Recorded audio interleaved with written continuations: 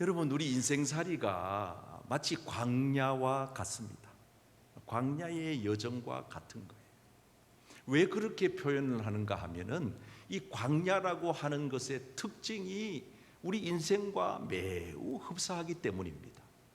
이 광야의 특징은 한 3가지 정도 정리해 보면 되겠는데 한번 읽어 보실까요? 시작. 시련과 고난의 시간, 고독과 성찰의 시간, 미래를 준비하는 시간. 그렇습니다. 이 광야라고 하는 것은 우리로 하여금 많은 것에 대한 유익을 가져다 줍니다. 오늘 읽은 이 성경 말씀은 광야에 대해서 아주 자세하게 쉽게 설명을 합니다. 광야는 매우 위험하다 그럽니다. 위험하다. 그럴 수밖에 없어요. 광야에서는 안전지대가 없는 법이거든. 마치 우리 인생살이와 같아요. 어디에서 무슨 사고가 터져, 어디에서 어느 길이 무너져 뚝이 터져, 우리 인생이 끝을 맞이하게 될지도 모르는 위험에 노출되어 사는 시대가 오늘 바로 저와 여러분들이 사는 시대입니다. 너무나도 위험해서 요즘은 이제 문 밖에 나서기조차도 두려운 그런 시대가 되었습니다. 그런가 하면은 광야는 불뱀과 전갈이 있다 그랬어요. 여러분, 광야에서 불뱀에게 한번 물리면 끝장입니다. 전갈의 독은 어마무시 셉니다. 커다란 코끼리도 전갈 앞에는 나가 떨어지는 것입니다. 여러분, 우리 인생의 여정 속에 이런 위험 요소가 너무 많습니다. 한번 물리면 끝나는 겁니다. 한번 무너지면 다시 회복시키기가 참 곤란합니다. 그게 우리가 사는 이 시대를 표현한 광야입니다. 또한 광야는 물이 없다 그랬어요. 여러분, 물이라고 하는 것은 우리 인생의 필요 조건입니다. 없이는 못 삽니다. 물고기가 물 없이 어떻게 살아요? 여러분, 오늘 인류가 물 없이 어떻게 삽니까? 존재합니까? 도저히 불가능한 거잖아요. 그런데 그런 것 같은 것이 광야다 이렇게 얘기를 하면서 우리 인생이 그 광야에 던져진 존재라고 말하는 것입니다. 여러분, 이런 위험한 시대, 이런 세상에 안전지대가 없는 이 불안한 시대, 저와 여러분들에게 꼭 필요한 것이 없을 수도 있는 그런 시대를 우리가 어찌 살아야 하겠습니까? 우리 하나님 아버지는 왜 귀하고 귀한 하나님의 택한 백성들을, 당신의 하나밖에 없는 독생자를 십자가에서 희생시키면서 건져 구원해 놓으신 하나님의 백성들을 왜 이렇게 광야길로 내모는 것입니까? 좀 평탄한 길로, 아무 탈도 없고 근심도 없고 걱정도 없고 안전하고 가장 좋기만 한 그런 곳으로 왜 우리를 인도하지 않으시고 왜 이렇게 하필이면은 이 광야의 길로 몰아넣으시냐 이 말입니다.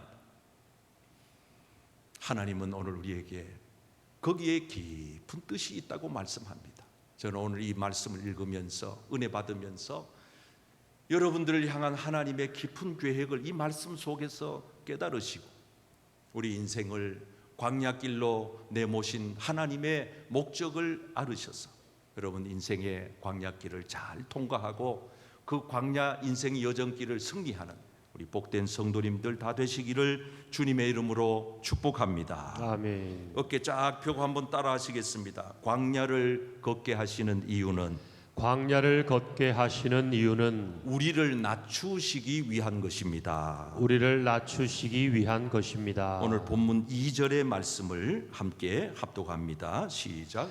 내 하나님 여호와께서 이 40년 동안에 내게 광야길을 걷게 하신 것을 기억하라. 이는 너를 낮추시며 너를 시험하사 내 마음이 어떠한지 그 명령을 지키는지 지키지 않는지 알려 하심이라. 자, 여기 말씀을 주목해 보십시오. 이스라엘 백성들은 광야 생활이 40년이었습니다. 우리 인생은 각기 다릅니다. 30년 살아온 분들은 30년의 광야길을 산 것이고 50년이든 80년이든 90이든 우리 인생의 여정은 광야 인생입니다. 그런데 하나님께서 그런 광야의 길을 걷게 하시는 것을 기억하라. 이유가 뭐냐 이 말이에요. 왜 우리 인생 여정을 광야의 길로 가게 하시느냐 그 말입니다. 그 첫 번째 이유가 낮추기 위한 거라는 거예요. 낮추기 위한 거, 깎기 위한 거다. 우리를 더 낮은 자리로 가게 하기 위한 하나님의 계획이다. 이렇게 말합니다. 여러분 한번 생각해 보십시오. 그 이스라엘 백성들이 이 광야의 40년의 그 연단의 시간이 없었더라면은 아마 오합지졸 아니었겠습니까? 중구난방 아니었어요. 모두가 다 내가 잘났다고 내가 최고라고 그렇게 하지 않았겠습니까? 질서가 없어졌겠죠. 아름다움이 없어졌겠죠. 아니 하나님을 떠난 백성이 되고 말았겠죠. 하나님은 그 40년이라고 하는 광야의 세월을 보내면서 이스라엘 백성들을 깎아내리는 것입니다. 높이는 게 아니라, 화려하게 만드는 게 아니라, 더 있게 하시는 게 아니라, 없는데도 더 없게 하시는, 높은 자리도 아닌데도 더 낮게 하시는, 가진 것이 없는데도 다 가져가게 하시는, 그래서 결국은 빈털터리가 되어서 이제는 내 힘으로 도저히 살 수가 없는 것이 인생이구나 하는 것을 깨닫게 하시는 하나님의 그 깊은 계획이 이 광야에 있었다는 것이지요. 여러분, 하나님의 사람들은 한결같이 이 광야의 길을 다 지나갑니다. 우리가 잘 아는 요셉을 보십시오. 요셉은 어린 시절부터 아버지의 사랑을 독차지한 아들입니다. 많은 아들들 가운데서 아버지는 이 요셉에게 채색 옷을 입혀서 특별 대우를 해줍니다. 여러분, 부모가 자식을 사랑하는 거야 탓할 바 아니지만은 여러분, 이게 문제가 되는 건 뭐냐 하면은 이 편애라고 하는 거. 다른 형제들이 볼 때에 지독하게 우리 아버지는 요셉만 사랑해. 그래서 요셉에게만 채색 옷을 입히고 귀한 음식 먹이고 우리는 그냥 나 몰라라야. 이러면 어떻게 되겠어요?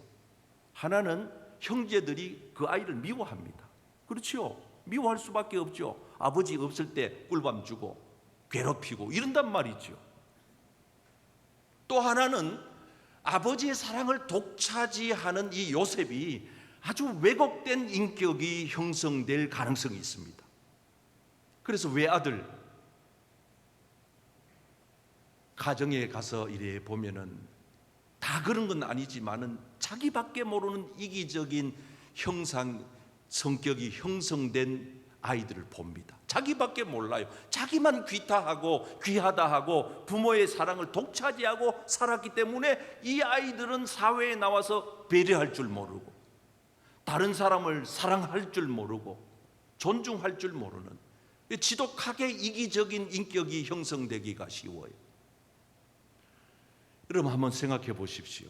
왜 하나님은 요셉을 형들의 미움을 받아서 사실은 처음에는 죽이려고 했는데 애굽의 상인들에게 팔아버리게 했을까?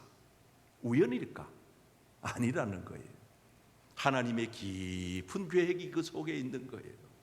요셉이 형들한테 안 팔려가고 그대로 계속 쭉쭉 성장했더라면 이스라엘 민족을 구원할 위대한 지도자 못 됩니다.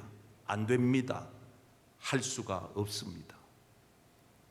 하나님의 구원 계획은 그렇게 손을 뻗쳐가는 거예요.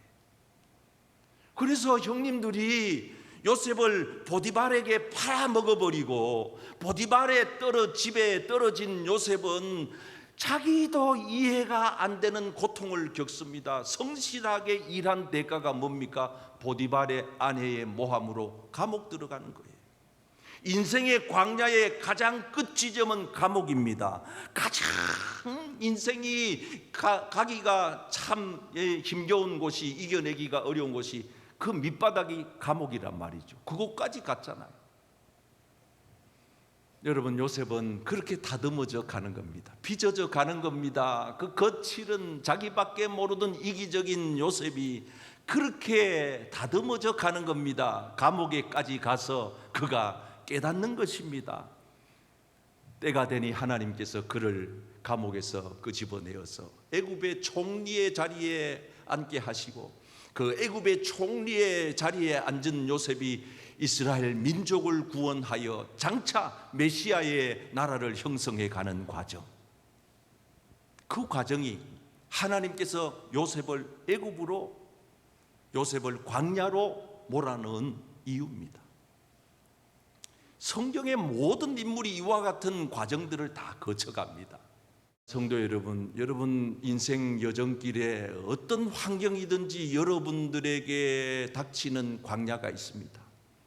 건강의 광야든, 재정의 광야든, 명예의 광야든, 자녀의 광야든, 어떠한 상황 속에서 여러분들이 광야를 부딪히실지라도 그 광야를 경험케 하신 하나님의 본뜻이 무엇인지를 빨리 깨닫고 우리 모두가 하나님 앞에 더 낮은 길로 나아가시기를 축복합니다. 아멘. 사람은 참 이상한 영물입니다.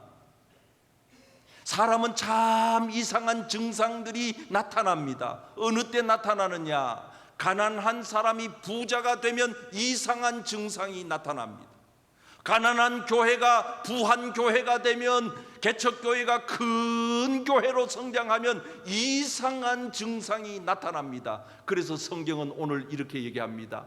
네가 양과 소가 번성하고 은금이 증식되고 그리고 내 소유가 다 풍부하게 될 때에 우리가 정말 바라는 것은 더 번성해지고, 여러분 통장의 잔고가 가득히 쌓여가고 부동산 동산이 늘어나고 조금도 모자람이 없이 풍성케 되는 것이 내가 바라는 소원인데, 사람은 이상합니다. 이렇게 되면은 하나님 앞에 더 납작, 더 엎드려서 더 기도하고 더 금식하고 더 조아리면서 하나님의 이름을 높이면서 주님의 은혜를 감사하면서 모든 영광을 하나님께 올려드려야 하는 거 아닙니까? 그런데 사람은 이상한 증세가 나타납니다. 교만해집니다. 그것도 마음이 교만해집니다. 마음이 교만하니 하나님을 찾지 않습니다. 하나님이 어디 있어? 하나님이 어디 있어? 우리 한국교회는 가난한 시절, 지금은 우리나라 국민소득이 3만 불 시대가 훨씬 초월해 나가는 시대가 됐지만은 몇천 불밖에 안 됐던 그 가난했던 그 시절에 대한민국의 국민들은 정서적으로 아주 평온했습니다. 매우 정적인 문화였습니다. 이웃을 사랑으로 환대해주는 그런 국가였습니다. 한국교회는 어렵고 힘든 몇천 불밖에 안 되어서 다 허물어져가는 교회를 함석 지붕으로 덮어 쌓아놔도 교인들은 뜨거웠습니다. 영적으로 갈망했습니다. 하나님 앞에 모이기를 힘썼습니다. 기도하기를 힘썼습니다. 하나님 앞에 예배하기를 힘썼습니다. 하나님을 기쁘시게 하기 위해 몸부림쳤습니다. 그게 한국교회입니다. 그런데 이제 한국교회가 어떻게 됐습니까? 잘 안 모입니다. 기도원 텅텅 비었습니다. 한국교회 개척해도 이제는 안 되는 시대가 돼버렸습니다. 기존 교회도 근근히 그냥 명맥만 유지할 뿐입니다. 이쪽 교회 교인이 이쪽으로 오고 이쪽 교회 교인이 저쪽으로 가고 이런 교회가 돼버렸습니다. 하나님은 지금 우리에게 말씀합니다. 지금 광야와 같은 이런 여건을 허락하신 이유는 낮아지라고, 더 겸손해지라고. 사랑하는 성도 여러분, 우리 교회부터 낮은 마음을 품는 교회 되기를 축복합니다. 아멘. 우리 온 성도님들이 더 자기 자신을 낮추는 그런 은혜가 있으시기를 축복합니다. 따라하겠습니다. 강야를 걷게 하신 이유는 광야를 걷게 하신 이유는 우리를 시험하기 위한 것입니다. 우리를 시험하기 위한 것입니다. 오늘 본문 말씀은 첫째는 낮추기 위함이기도 하지만 두 번째는 시험하기 위함이다 이렇게 말합니다. 뭐를 시험하겠다는 것입니까? 마음을 테스트하겠다는 거예요. 네 마음이 어떤지 난 너 마음을 한번 알고 싶어. 너 마음 오픈해봐. 너 마음 한번 열어 젖혀봐. 네 마음이 진실이냐? 너 정말 나를 사랑하니? 너 정말 내 계명을 지키니? 내 명령을 지키니? 순종하는지 순종하지 않는지 나 확인하고 싶어. 마치 부인들이 자기 남편 보고 여보 나 사랑해 확인하고 싶어 하는 것처럼 하나님은 때로 우리에게 그렇게 확인 작업을 하실 때가 있습니다. 아브라함에게 확인하셨습니다. 아브라함아, 너 정말 나 사랑하니? 사랑합니다. 그러면 너 100세에 얻은 아들 이삭이요? 그래, 그 이삭을 어떻게 내가 지시하는 땅 저 모리아 산으로 데리고 가서 그래서요 거기서 번제물로 나한테 바쳐라. 여러분, 마른 하늘의 날벼락입니다. 어떻게 이런 얘기가 들려질 수가 있습니까? 이거 내가 잘못 들은 거 아니야? 아마 믿음이 그릿한 사람은 그랬을 겁니다. 핑계 내든지 아니면 못 들은 채 하든지 아니면 어떤 식으로든지 빠져나갈 구멍을 찾았을 겁니다. 아브라함 그러지 않았습니다. 왜? 원래 아브라함은 하나님 사랑했거든요. 아들을 얻었을 때 잠시 흔들린 건 사실이에요. 왜? 아들이 없을 때는 하나님만 찾았는데 100살의 아들을 얻고 보니까 이게 정신이 좀 혼미해져 가지고 이삭 이러니까 하나님이 냈다 보니까 내가 저 100살에 선물로 준 아들에게 내 마음 다 뺏겼네. 전에는 예배를 3번씩 일주일에 3번 5번 새벽 기도까지 안 빠지고 7번씩 막 나오더니 어느새 세상이 좋다고 세상으로 다가고 일주일에 한 번만 나 마음 가지고 와서 나한테 주네. 하나님은 질투의 하나님이시기 때문에 하나님의 사랑이 다른 그 무엇에 빼앗기는 걸 용납하거나 원치를 않으세요. 왜? 워낙 우리를 사랑하시기 때문에. 그래서 아브라함이 하나님 확인 작업이 들어가니까 두 말도 안 하고 성경을 자세히 읽어보면요 아브라함이 적극적으로 반응합니다. 적극적으로 아침 일찍 일어납니다. 보통 사람 같은 어정됩니다. 시간을 끕니다. 아니면 자기 부인하고 의논해가지고 부인의 뜻이 반대가 너무 세서 안 되겠네 그러고 핑계대고 포기했을 겁니다. 부인하고 의논도 안 합니다. 왜? 마음 흔들릴까 봐. 아침 일찍 일어납니다. 장작을 준비합니다. 종들하고 같이 갑니다. 그리고 산날에 도착했을 때 종들은 스톱, 너는 여기서 대기해. 그리고 이삭하고 둘이 올라갑니다. 왜? 종들 끝까지 데리고 올라가면 종들이 자기를 치매 걸린 노인 생각하고 막을까 봐. 두 사람 올라가서 진짜로 가짜가 아닙니다. 쇼가 아닙니다. 보여주기식이 아닙니다. 아브라함이 지금 하는 행동은 굉장히 하나님 앞에 엄숙하고 진실된 행동입니다. 그냥 장작 올려놓고 아들을 결박시켜서 그 위에 올려놓고 칼로다가 아이를 죽이려고 신용만 한 게 아닙니다. 여러분, 우린 신용할 때 많잖아요. 찬송 부를 때 입만 뻥끗하고 주일 되면 교회는 꼬박꼬박 오지만은 이게 우리가 신앙 형성이 신용할 때가 많단 말이에요. 진짜로 내가 하나님을 사랑해서 예배자로 오는가, 하나님 앞에 나와 사는가, 이게 다르잖아요. 진짜로 칼을 들고 치려고 하니 하나님이 이제는 다급해지는 겁니다. 진짜 마음을 드러내 보이니까 아브라함은 진짜거든요. 믿음이 진짜거든요. 사랑이 진짜거든요. 하나님에 대한 신뢰가 진짜거든요. 아멘 안 나면 계속해야 되는데 진짜거든요. 나는 여러분들이 진짜가 되기를 축복합니다. 아멘. 가짜가 되면 안 되는 거예요. 그래서 하나님이 오죽 급했으면 천사를 보내서 스톱! 그거 스톱 안 시키면 진짜 쳐서 죽일 것 같거든요. 그리고는 말하기를 네가 독자까지도 아끼지 아니하였으니, 아니 지금 죽인 건 아니지만은 죽인 거나 다름이 없다 이 말이에요. 그리고 하나님 하시는 말씀을 보세요. 이제야 네가 하고 있는 이 행동을 보니까 이제야 네 마음 딴 데 안 뺏겼네, 이삭한테 안 뺏겼네, 진짜 날 사랑하네, 이걸 알겠네. 그리고 하나님이 딱 확인이 끝나니까 두 손을 들고 축복을 쏟아붓는데 네가 독자 아들까지도 내게 아끼지 아니하고 줬으니 내가 너에게 큰 아멘 할 준비하세요. 큰 복을 주고 아멘. 더 크게 큰 복을 주고 아멘. 두 사람 복 받기 싫은가 봐. 큰 복을 주고 아멘. 크게 번성하여 아멘. 나는 우리 교회 교인들이 이렇게 되기를 축복합니다. 아멘. 그러면 어떻게 해야 돼요? 우리는 어떻게 해야 돼요? 복 받으려면 복 받을 그릇을 준비를 해야죠. 18절 말씀에 나의 말을 준행했기 때문에, 순종했기 때문에, 하나님의 말씀을 순종했기 때문에 내가 너에게 만민이 받을 복을 주리라. 아멘. 아멘. 사랑하는 성도 여러분, 이 광야를 통하여서 여러분들의 마음이 진실되다고 하는 것을 하나님 앞에 보여드리는 이 계절 되기를 축복합니다. 아멘. 마지막으로 이제 결론 맺어드립니다. 따라합시다. 광야를 걷게 하신 이유는 광야를 걷게 하신 이유는 우리에게 만나를 주기 위한 것입니다. 우리에게 만나를 주기 위한 것입니다. 본문 3절입니다. 시작. 너를 낮추시며 너를 줄이게 하시며 또 너도 알지 못하며 내 조상들도 알지 못하던 만나를 내게 먹이신 것은 사람이 떡으로만 사는 것이 아니요 여호와의 입에서 나오는 모든 말씀으로 사는 줄을 내가 알게 하려 하심이니라. 아멘. 여러분, 이스라엘 백성들은 40년 동안 광야 살았어요. 김맨 적 없어요. 씨 뿌린 적 없어요. 농사 지은 적 없어요. 그런데 살았어요. 안 굶었어요. 추위에 안 떨었어요. 왜냐? 하나님이 다 돌봐주셨거든. 여러분, 하늘 날아가는 새를 보십시오. 누가 돌봅니까? 들에 핀 꽃을 보십시오. 누가 저렇게 피게 만듭니까? 여러분 인생살이, 이 이스라엘 백성들은 40년이지만 우리는 인생의 여정 전체입니다.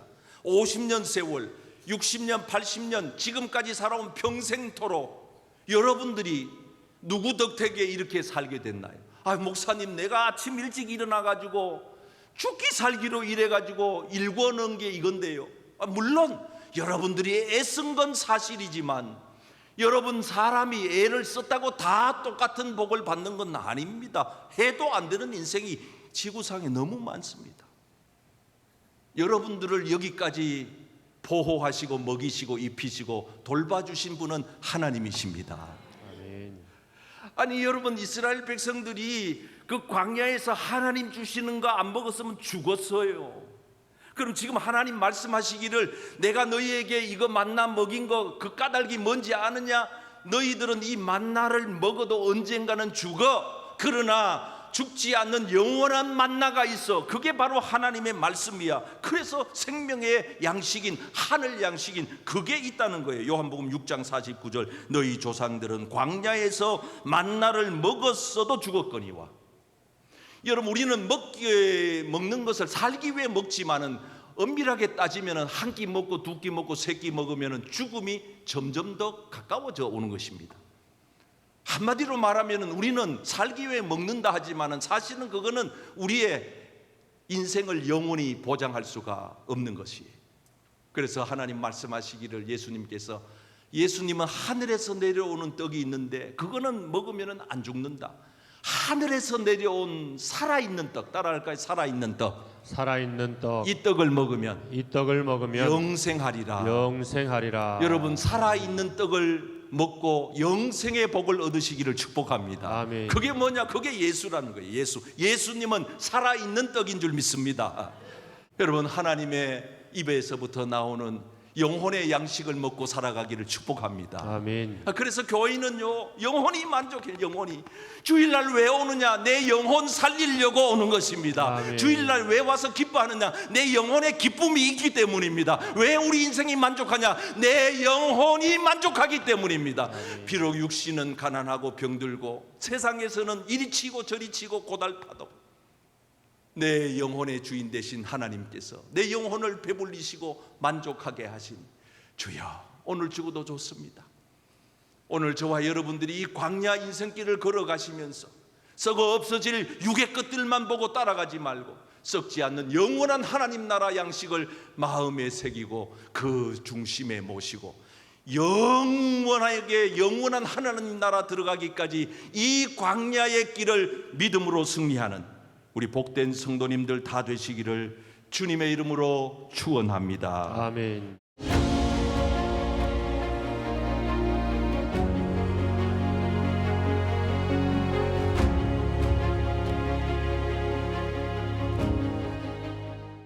이 프로그램은 여러분의 미디어 선교 후원으로 제작되었습니다. 선교는 사명, 후원은 동역. 당신도 복음을 전할 수 있습니다. 선교 후원 02-6333-1003번